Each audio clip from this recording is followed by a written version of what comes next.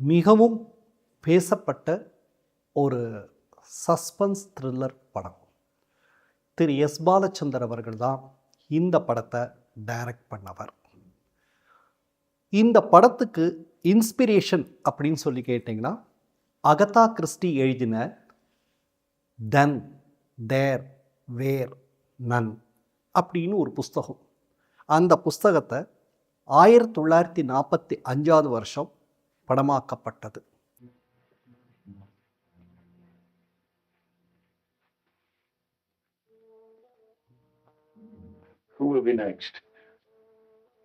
அந்த புஸ்தகத்திலிருந்து ஒரு இன்ஸ்பிரேஷனை எடுத்து தான் திரு பாலச்சந்தர் அவர்கள் நடு இரவில் அப்படின்னு ஒரு படத்தை பண்ணார்.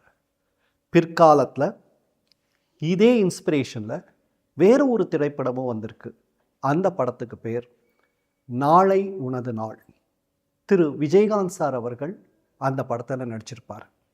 ஸோ இந்த கதை, ஒரே கதையில் தமிழ் படத்தை பொறுத்த வரைக்கும் 2 படங்கள் வந்திருக்கு. ஒன்று நடு இரவில், இன்னொன்று நாளை உனது நாள். இது 2மே நல்லா போன படங்கள். 1964 பொம்மை அப்படின்னு சொல்லி ஒரு படத்தை ஃபினிஷ் பண்ணார் திரு பாலச்சந்தர் அவர்கள். அது ஒரு மிகப்பெரிய பாக்ஸ் ஆஃபீஸ் ஹிட். அதுக்கு முன்னாடி அவர் பண்ண படம் அவனா இவன். அது ஒரு மிகப்பெரிய failure, box office failure. But கதை ரொம்ப நல்லா இருக்கும். எல்லாம் தயானந்தம் டாக்டருக்கே கொடுக்கறாருன்னு வச்சுக்கோ. கொஞ்ச காலம் கழிச்சு வாரிசு முறையோட நாம வந்து சொத்துக்களை கேட்டா அப்ப டாக்டர் கதி என்ன ஆகும்?